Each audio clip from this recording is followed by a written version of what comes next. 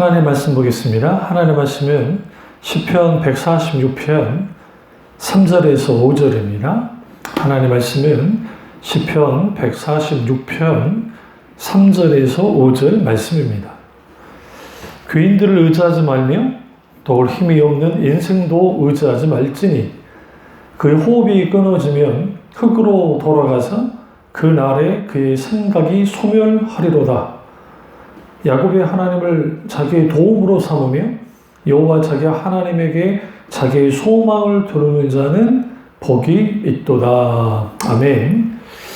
말씀 제목은 하나님만을 의지하십시오 라는 제목으로 말씀을 나누겠습니다. 하나님만을 의지하십시오 라는 제목으로 말씀을 나누도록 하겠습니다.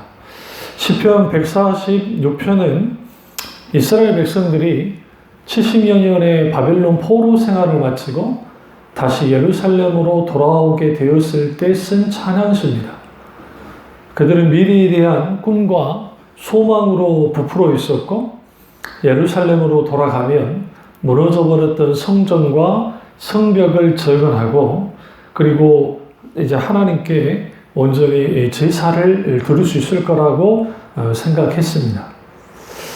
그들의 조상들이 하나님 앞에 심각한 우상 숭배와 또 영적인 타락을 통해서 하나님의 심판을 받아 신바벨론 제국 느부갓네살 왕에게 전쟁에 패하고 포로로 잡혀왔지만 이제는 돌아가서 온전한 신앙을 지키겠다고 마음을 먹습니다.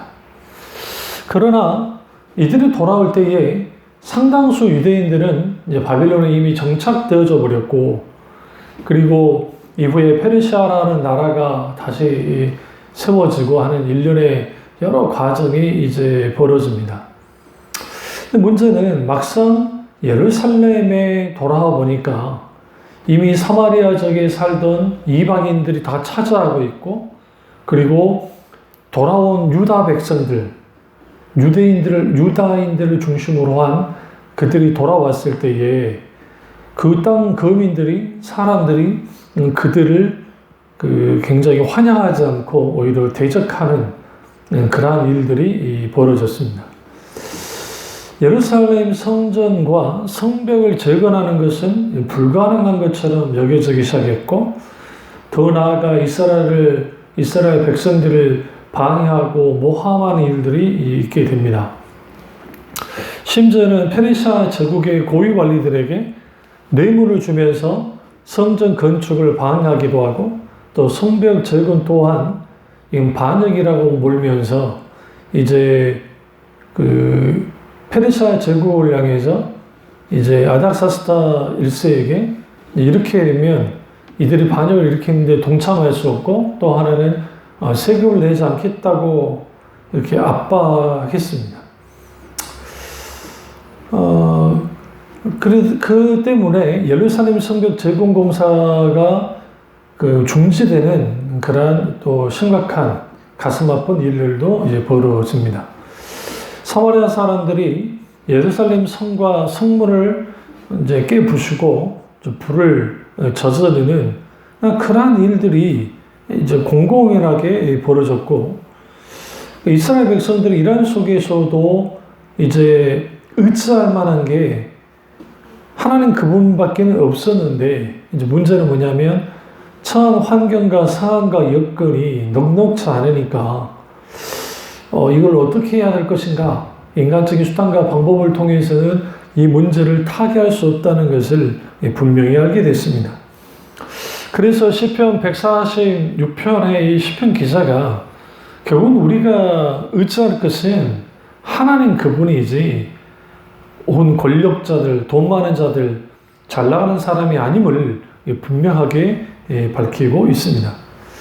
그래서 하나님께 소망을 두는 자들, 그리고 그들은 그 소망을 두고 사는 사람들 속에서 이제 진정으로 복받은 자인 것을 드러내고 있고, 시편 기자가 나의 평생에 내 하나님을 찬송하리로다 라고 그가 하나님께 온전하게 고백을 하고 도림이 없는 어떤 인생도 의지하지 말라고 권면하고 또 하나는 야곱의 하나님으로 자기 도움을 사모하고 그리고 하나님께 소망을 두는 자가 복이 있음을 분명히 밝히고 있습니다.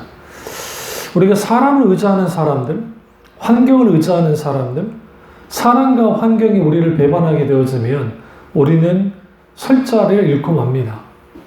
그러나 세상 사람들은 그렇게 되어지면 모든 것이 끝난 것 같은 상황이지만 그러나 하나님 그분에게 기대를 걸고 하나님 그분만을 의지하는 사람들 속에는 결국은 하나님 그분이 우리의 실질적인 도움이 되시기 때문에 이 모든 것을 온전히 이제 어떤 상황과 환경과 여건 속에서도 흔들리지 않고 주님만을 의지하고 한 걸음 한 걸음 믿음의 발걸음을 나갈 수 있는 겁니다. 그래서 우리는 그 시편 89편 13절에 보면 주의 팔에는 능력이 있고 주의 손에는 강하고 주의 오른손은 높으시다라고 말하고 있습니다. 이사야 51장 5절에 보시면 내 의가 가깝고 내 구원이 나갔은즉 내 팔이 만민을 심판하리니 섬들의 나를 앙망하여 내 팔에 의지하리라 라고 말하고 있습니다. 그렇습니다. 오늘 우리 하나님, 우리가 어떤 힘들고 어려운 환경 속에 있게 되어지면 하나님의 도움의 손길이 멀리만 느껴질 때가 있습니다. 그러다 보니까 우리가 거기에 불안해하고 두려워하고 그러니까 하나님 그분을 의지하기보다는 사람을, 환경을 그렇게 우리가 잘못된 그런 결정을 할 때가 있습니다. 그러나 우리는 분명하게 명심해야 될 것은 하나님만이 우리의 완전한 보호자가 되시고 또 우리의 모든 것이 되어주신다라는 사실입니다. 그런 의미에서 성도의 삶이라는 것은 하나님과 함께 사는 삶이고 하나님께 함께 사는 삶 속에는 사람들은 반드시 이 세상을 살아갈 때에 자기 힘과 자기 능력과 자기 노력과 혹은 물질과 아니면 어떤 사람에 의해서 그렇게 살아가는 것이 아니라 오히려 하나님 그분을 의지하면서 그분에게 소망을 두고 살아갈 때에 거기에 진정한 하나님의 놀라운 증의 놀라운 역사를 경험할 수가 있습니다. 그래서 우리는 하나님과 함께 사는 사람이 되어야 되고 그리고 하나님과 함께 사는 사람은 하나님께 소망을 두고 사람을 의지하지 않고 하나님만을 의지하고 하나님을 자기 도움으로 삼고 사는 사람들입니다.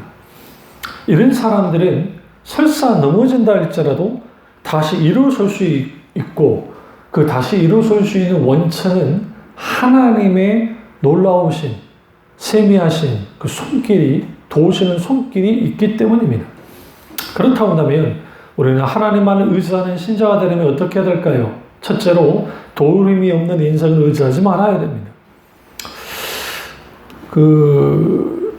과거 성경에는 여기 귀인들을 할 때 귀인을 방백들을 의지하지 말리어라고 되어 있었습니다. 그러니까 힘 있는 사람들, 어떤 권력 있는 사람들, 그들을 의지하지 말라라고 성경 분명히 말합니다. 그 이유는 뭐냐면 그 호흡이 끊어지면 흙으로 돌아가기 때문이다 라고 말씀합니다. 그렇습니다. 오늘날 우리에게 있어서 우리에게 도움이 될 만한 사람들, 그런 의지의 대상이 아닙니다. 여러분, 사람은 믿음의 대상도 아니지만 사람은 내가 의지해야 되는 대상도 아닙니다. 사람은 사랑해야 되는 대상, 섬김과 나눔과 공유를 베풀고 교제하는 대상인 것이지 오늘 그리스도인들이 그들을 믿고 사람을 믿고 또 사람을 의지하는 것은 또 다른 차원의 하나님을 향한 불신앙의 행동입니다. 그렇기 때문에 우리는 어떤 상황 속에서도 사람을 의지하지 않아야 됩니다. 사울 왕과 다윗의 큰 차이는 뭐냐면 사울은 사람들의 평가와 사람들을 의지했던 사람입니다. 그렇기 때문에 그런 사람들이 기뻐하는 일에 집중했고 하나님의 뜻은 뒷전으로 밀려나기 시작하고 자기 나름의 합리화를 시켜서 아말렉을 진멸하라는 그 말씀을 우양과 소와 호흡 있는 것을 다 진멸하라 했음에도 불구하고 그는 그 말을 따르지 않고 좋은 양들을 잡아와서 명분을 내세우기를 하나님께 제사드리기 위함이다 라고 얼버무리고, 그리고 아각 왕을 죽이지 않고 나와서 자기의 어떤 업적을, 자기의 승리를 과시하는 일을 했습니다. 이 모든 것이 사람을 의지하는 결과입니다. 우리는 여기서 아셔야 됩니다. 사람의 평가를 두려워하는 사람들은 사람을 의지하는 사람들이고, 사람 눈치를 보면서 살아가기 때문에 결국은 그 속에서 자기 나름대로 하나님을 믿는다고 하지만, 사랑한다고 하지만, 그러나 문제는 뭐냐면 사람을 의지하는 사람들은 실질적으로 하나님을 전적으로 의지하고 사랑하는 사람이 아닙니다. 그런 의미에서 우리는 반드시 도울 힘이 없는 인생을, 사람을 의지하지 않아야 됩니다. 아무리 내 옆에 있는 강한 능력이 있는 사람이라 할지라도 그 사람의 도움을 받을 수 있을 줄은 모릅니다. 그러나 그것은 한계가 있다는 것을 알아야 됩니다. 그 사람이 내 인생을 책임져 줄 수 없고 내 인생을 책임질 수 있는 분은 하나님밖에는 없기 때문에 우리는 반드시 하나님 그분만을 의지하고 그 하나님 그분을 신뢰하고 따라야만 합니다.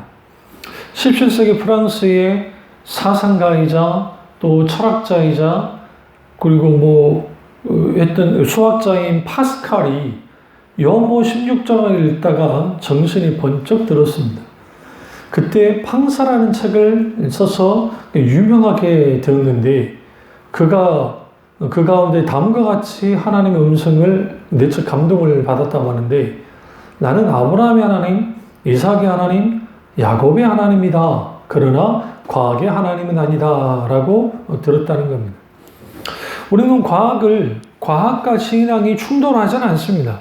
문제는 과학 맹신에 빠지면 과학이 하나님 자리에 딱 차지하고 있어서 모든 것을 난도질하는 것이죠. 우리는 분명히 알아야 됩니다. 인간이 이루어놓은 과학과 의학 대단하지요. 그러나 그것이 모든 문제를 해결해 주지는 못합니다. 한계가 있다는 겁니다. 그 한계가 있음에도 불구하고 인간들은 스스로 한계가 없는 것처럼 일종의 그렇게 행동하고 그렇게 믿으려 하고 그렇게 맹신하는 경우가 있습니다. 모든 인간은 한계를 갖고 있고, 그 한계를 갖고 있는 인간이 어떤 다른 사람을 책임진다는 것은 거의 불가능한 일입니다. 그렇다고 우리는 무책임한 인생을 살아라 말이냐? 그건 아니고, 우리가 얼마나 연약한 존재인 것을 분명하게 인식해야 되고 알아야 된다는 겁니다. 그리고 우리는 마땅히 우리가 이렇게 연약한 존재이기 때문에 하나님 그분이 나를 붙들어 주지 않으시면, 나와 함께 하지 않으시면 나는 결코 어떤 일도 할 수 없음을 우리는 분명히 알아야 됩니다. 그래서 하나님은 우리의 인생을 만드실 때에 어떤 강철로 바위로 만든 것이 아니라 그 히브리어로 아파르민, 흙으로 지었다 할 때 이 아파르민이라는 것은 먼지로 혹은 티끌로 지으셨다라고 말하고 있습니다. 인간은 티끌처럼 아주 연약한 존재입니다. 여기서 먼지는 뭡니까? 훅 불면 날아가는 그 먼지와 같은 것을 가지고 인간을 지으셨다는 겁니다.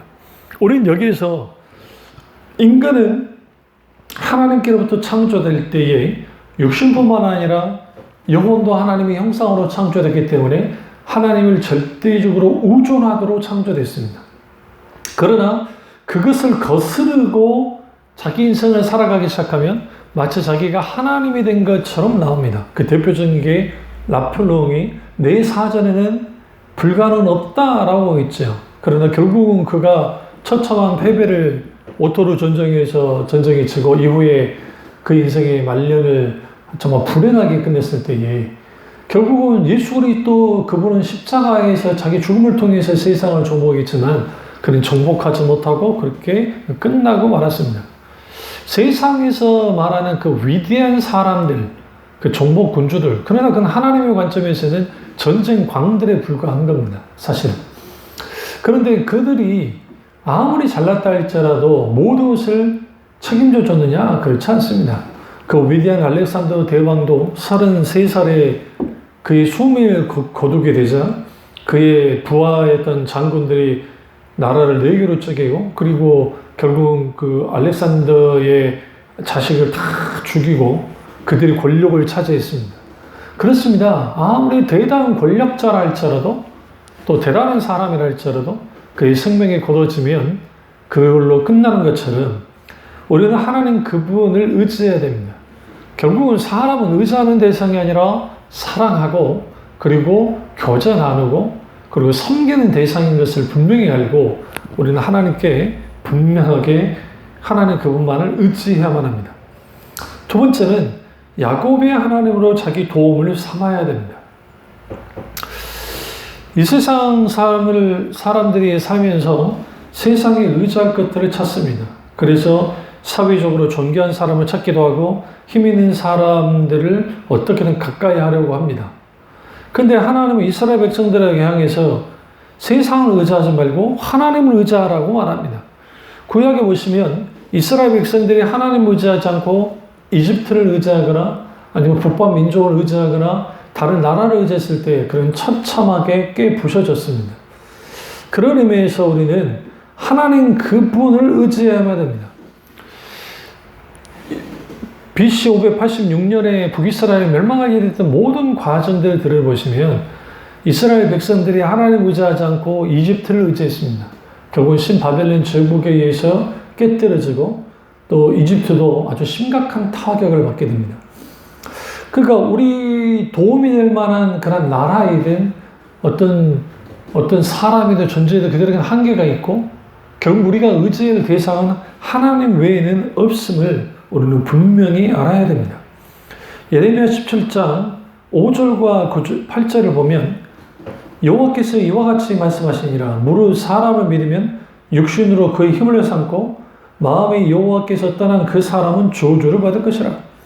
그래서 사막이 떨기나무 같아서 좋은 일이 오는 것을 보지 못하고 광야 간절한 곳 건건한 땅 사람이 살지 않는 땅에 살리라. 그러나 무릇 여호와를 의지하며 여호와를 의뢰하는 그 사람은 복을 받을 것이라. 그런 물가에 심겨진 나무가 그 뿌리를 강변에 뻗치고 더위가 올지라도 두려워하지 아니하며 그 잎이 청정하며 가무는 해에도 걱정이 없고 결실이 그치지 아니함 같으리라. 그렇습니다. 하나님 아닌 다른 사람을 믿고 의지하는 사람들은 결국은 저주를 받을 것이다 라고 하는 그 말씀. 그럼 그 저주는 어떤 저주냐? 사막이 떨기나무 같은 일이 될 거라는 거예요. 인생이 아주 곤궁함과 건조함 속에 있게 되어집니다. 그런 의미에서 야곱의 하나님은 자꾸 보잘것이 없는 온전하지도 진실하지 못한 자를 긍휼히 여기시고 도와주시는 하나님에게 도움과 소망을 두는 자가 복이 있음을 분명히 말하고 있습니다. 그럼 왜 그럴까요? 왜 그토록 우리는 하나님께 소망을 둬야 됩니까? 아브라함과 이삭과 야곱의 하나님이라는 말씀들이 구약에 많이 나와요. 그 하나님만을 자기 도움으로 삼으라는 거죠. 왜? 그분을 의지하고 그분만을 도움으로 삼아야 될까? 그것은 아브라함의 하나님은 어느 누구도 감당치 못할 만한 하나님이시기 때문에 그렇습니다. 우리가 믿고는 하나님은 살아서 역사하신 하나님이고 이 세상 신과 같지 않습니다. 그렇다 한다면 우리는 이삭의 하나님, 그 야곱의 하나님, 그 하나님을 우리 도움으로 삼고 그 하나님과 그 하나님 그분만을 의지하고 나아가야 됩니다. 그리고 야곱의 하나님이라는 이 표현이 좀 어떤 면에서는 좀 어폐가 있는 이유가 아브라함의 하나님 하면 믿음이 조상 아브라함 이해가 돼요. 이삭의 하나님 하면 순종의 아들 이삭 이해가 돼요. 그런데 하필이면 야곱의 하나님이라는 거예요. 야곱이 어떤 사람입니까? 야곱 이름처럼 뒤꿈치를 잡다라는 그러한 이름을 갖고 있습니다. 형 에서와 아버지를 속였던 사람입니다. 그 인생을 들여다보시면 하나님의 뜻보다는 자기 뜻으로 자기 고집으로 자기 인생을 살아갔던 사람 중에 한 명입니다. 물론 그럼에도 불구하고 그는 여전히 하나님 그분을 믿고 있었고 하나님의 함께 하신 은혜가 있었습니다. 여기서 우리는 분명히 알 수 있는 것은 우리도 야곱처럼 때로는 하나님을 의지하지 않고 자기 수단과 자기 방법으로 그렇게 하는 경우가 있습니다. 근데 우리에게 야곱 같은 그런 우리지만 그러나 하나님을 자기 도움으로 삼는 것, 다시 말하면 우리가 연약하고 또 믿음이 약해서 이렇게 저렇게 흔들리고 하나님 아닌 다른 것을 자기 도움으로 삼을 때가 있지만 이후에 야곱의 인생을 들여다보시면 모든 것을 내려놓고 하나님께 모든 것을 의탁하는 것을 보게 되어집니다. 그러니까 우리는 결국은 하나님 앞에 의탁하고 내려놓을 때에 우리는 거기로부터 진정으로 야곱의 하나님만을 도움으로 삼게 되는 겁니다. 이사야 41장 10절에 보시면 두려워 말라 내가 너와 함께함이라 놀라지 말라 나는 내 하나님이 됨이라 내가 너를 굳세게 하리라 참으로 너를 도와주리라 참으로 나의 의로운 오른손으로 너를 붙들리라 라고 하셨습니다. 결국 우리가 하나님을 믿는 사람들, 그 사람들은 그분이 나의 하나님 되신, 그리고 그 하나님 나를 굳세게 해주시고 주님이 나를 도와주시고 나를 붙들어 주시는다는 그 사실 하나만으로도 우리는 하나님 그분을 의지할 만한 이유가 있는 겁니다. 세상 사람들은 눈에 보이는 도움을 원하고 그래서 눈에 보이는 도움을 자기들이 말하는 신 아니면 사람 아니면 기타 등등 자기의 수단과 방법을 통해서 그 도움을 얻어내려고 합니다. 정작 그리스도인들은 하나님 그분의 도움을 바라고 그 하나님 그분을 나의 도움으로 삼으며 살아가야 됩니다. 어떤 상황 속에서도 어떤 문제 속에서도 하나님 그분을 찾으며 그분의 도움을 구하고 그분 가운데 인생을 살아가게 될 때에 우리는 보게 될 겁니다. 아, 사람의 도움이 아니라 하나님의 도움으로 되어진다는 겁니다. 물론 하나님은 우리를 도우실 때 하나님 어떤 사람을 붙여서 도우시기도 하고 어떤 환경을 변화시켜서 도우시다고 하고 때로는 나의 믿음을 더 강하게 해서 이 모든 넉넉히 감당하면서 그것을 이기도록 만들기도 하십니다. 분명한 것은 하나님을 우리의 도움, 나 자신의 도움으로 삼아야지 다른 세상 어떤 것을 도움으로 삼는 것은 아주 위험하고 어리석은 것임을 분명히 알아야 됩니다. 세 번째로 하나님께 소망을 두어야 됩니다. 여호와 하나님께 소망을 두는 자가 복이 있음을 분명하게 말하고 있습니다. 하나님께서 우리를 지키시고 보호하시고 인도해 주시는 분입니다. 시편 37편 9절을 보시면 대저 행악한 자는 끊어질 것이나 여호와를 기대하는 자는 땅을 차지하리로다 라고 있습니다. 그러니까 하나님 그분에게 기대를 거는 사람들, 하나님 그분에게 소망을 두는 사람들, 하나님께 의지하고 하나님께 순종하고 하나님께 충성하는 사람들에게는 하나님의 놀라운 복이 있습니다. 그 놀라운 복은 하나님이 함께 하시고 하나님이 역사하시고 하나님께서 그 부분에 있어서 정말 우리의 모든 삶의 영역에 개입이 들어오셔서 역사하시기 때문에 그렇습니다.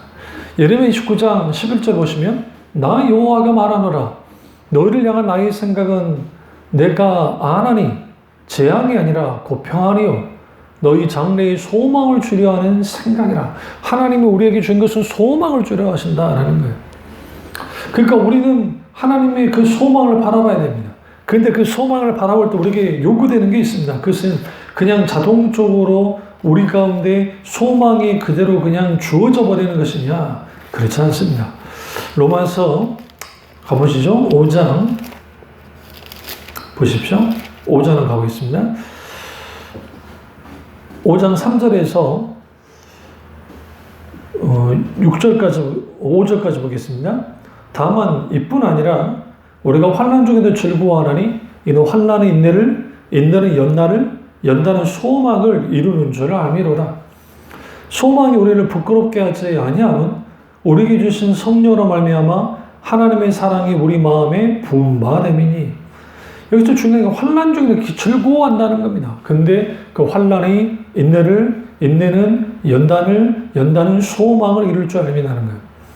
근데 이 소망이 우리를 부끄럽게 하지 아니한다는 거예요. 왜냐하면 성령으로 말미암아 하나님의 사랑이 우리 마음에 부은 바 되기 때문에 그렇습니다. 그렇습니다. 우리는 하나님 그분이 나의 소망이 되시고, 그럼 그 소망이 되신 그 하나님을 정말 믿고 의지하고 그분만을 바라보고 무엇보다 하나님께 소망을 둬야 됩니다. 우리는 이 땅에 사는 많은 사람들이 돈에, 자식에, 또 명예에, 권력에 소망을 두는 사람들이 있습니다. 그래서 돈이 많으면, 권력을 갖고 있으면, 뭔가 많이 내가 갖고 있으면 뭔가 내가 진정으로 행복할 것 같지만, 인간은 끝없는 탐욕과 탐심과 욕심이 있기 때문에 우리는 언제든지 더 채워지고 더 갖고 싶고 할 때가 있습니다. 그래서 우리는 하나님이 우리에게 주신 복, 그것은 곧 하나님을 가까이 하는 자가 복이 있다라는 말씀처럼 하나님 그분을 가까이 함으로 진정한 복을 누려야 되고, 하나님이 우리에게 진정한 소망을 주신다는 겁니다. 톨스토이가 이렇게 말했습니다. 인간은 하나님을 믿을 때 행복하게 된다라고 했습니다. 그렇습니다. 우리가 많은 사람들이 행복을 찾아서 자기의 어떤 물질과 어떤 환경과 모든 걸 통해서 행복을 찾으려 합니다. 그러나 찾고 찾으려면 처음에는 그것이 나를 행복하게 줄 것 같았는데, 근데 시간이 지나면 그게 아니라는 걸 알게 되어지고, 결국은 오직 하나님께만 진정한 행복이 있음을 아는 사람들, 그 사람들이 복받은 사람들입니다. 그래서 우리는 하나님 그분만을 의지해야 되고, 그분에게 모든 것을 의탁하는 그런 하나님의 사람들이 되어야 합니다. 왜 우리가 하나님께 소망을 둔 자 복이 있을까요? 그것은 결국은 우리가 하나님께 소망을 두는 사람들은 하나님 그분을 찾는 사람들이고, 하나님 그분을 찾는 사람들 속에서 하나님은 놀랍게 놀라운 하나님의 은혜를 부으십니다. 이사야 58장 9절을 보면, 내가 부를 때에는 나 여호와가 응답하겠고 내가 부르실 때에는 말하기를 내가 여기 있다 하리라. 결국 내가 하나님의 이름을 부를 때 하나님은 응답하시고, 내가 부르짖을 때 주님 내가 여기 있다 하시는, 결국은 하나님 그분이 나와 함께 하시고 우리와 함께 하시고, 그 하나님이 기꺼이 우리의 이 모든 상황 속에서 여호와 하나님을 의지하는 자들, 그 하나님만을 의지하는 자들이 진정한 복이 있는 것은 결국은 그 하나님께만 소망이 있고, 그 하나님이 우리를 그대로 놔두는 것이 아니라 하나님 그분이 내 인생에 실질적으로 개입이 들어오셔서 모든 것을 실질적으로 만지시고 이끄시고 인도해 주시기 때문에 그렇습니다. 그래서 우리는 하나님께만 기대를 걸고 하나님 그분에게만 기대고, 우리는 진정한 하나님 주시는 그런 소망을 누리면서 살아가야만 합니다. 그렇다 한다면 저와 여러분은 어떻습니까? 진정으로 우리가 하나님만을 의지합니까? 아니면 사람을 의지합니까? 때로는 의사를, 어떤 전문가를, 누군가를, 그러나 여러분 그것을 아셔야 될 것은 그들은 한계가 있다는 겁니다. 그런 의미에서 우리는 분명하게 누군가의 조언을 듣는 것은 귀하지만, 그러나 그것은 인간은 우리가 의지하고 우리가 믿는 대상이 아니라 인격적인 하나님 그분만이 우리가 의지하고 신뢰해야 하는 대상인 것을 우리는 분명히 알아야 됩니다. 그럴 때 우리는 반드시 어떤 상황 속에서도 내가 진정으로 하나님만을 의지하고 하나님께만 소망을 두고, 그리고 내가 의지할 대상은 사람이 아니라 하나님인 것을 분명히 알고, 어떤 상황 속에서도 이제는 여호와 하나님을 자기의 소망을 두시는 분으로, 나의 진정한 하나님으로서 우리가 섬기고 그리고 그분을 믿고 따라갈 필요가 있습니다. 그 속에서 하나님은 하나님의 살아서 역사하신 하나님의 것을 드러내시는 것입니다. 시편 146편은 말 그대로 아주 힘들고 어려운 상황에 있던 이스라엘 백성들을 향해서 시편 기자가 어느 누구도 의지하지 말고 여호와 하나님만을 의지하라고 분명히 말합니다. 중요한 것은 시편 146편의 그 시작이 할렐루야 내 영혼아 여호와를 찬양하라, 내 성전의 여호와를 찬양하며 나의 평생이 내 하나님을 찬송하리로다. 찬양하는 삶이 어떻게 가능할까요? 결국은 하나님만을 의지하는 사람들 속에 찬양하는 삶이 가능합니다. 우리 생전에 여호와 하나님을 찬양하고 내 평생에 하나님만을 찬송할 때에 그 찬양 중에 거하신 하나님, 그 하나님의 놀라우신 은혜, 놀라운 사랑, 놀라우신 아버지가 주시는 그 기쁨을 누리며 살아갈 때에 인생을 살다 보면 겪게 되는 위기와 또 문제와 상황과 환경이 우리 가운데 있다 할지라도 그러한 속에서 우리는 한 걸음 한 걸음 그 모든 것을 믿음으로, 그 모든 것을 하나님을 의지함으로, 하나님께 소망을 둠으로 이것을 이겨나가기 시작할 때, 아, 내 인생 참 하나님이 나를 책임져 주시는 인생, 하나님과 함께 했던 그 인생 보람되고 기쁘고 즐거움을 알 수 있을 겁니다. 오늘 이 말씀처럼, 오늘 시편 기자의 말처럼 도울 힘이 없는 귀인들을 의지하지 말고, 도울 힘이 없는 인생을 의지하지 말고 오직 하나님만을 의지함을 통해서 그 속에서 있게 되어지는 진정한 하나님 주는 소망의 복, 하나님이 나의 도움이 되어줌을 통해서 도우시는 하나님의 손길을 우리의 삶 깊은 곳에서 경험함을 통해 하나님께만 찬양하고 하나님께만 영광을 드리는 교우들 되시기를 주님의 이름으로 축원합니다. 기도하겠습니다. 사랑의 주 역사주 은혜의 주는 우리와 함께 하시고 오늘 소편의 말씀이 나의 말씀이자 우리 말씀 되기 원하오니 어떤 상황과 환경과 여건 속에서도 하나님만을 의지하고 하나님만을 사랑하며 하나님께만 소망을 두며 살아가는 교우들 될 수 있도록 은혜 베풀어 주시옵소서. 주님만을 홀론과 맡기 원하고 예수님의 이름으로 기도드립니다. 아멘.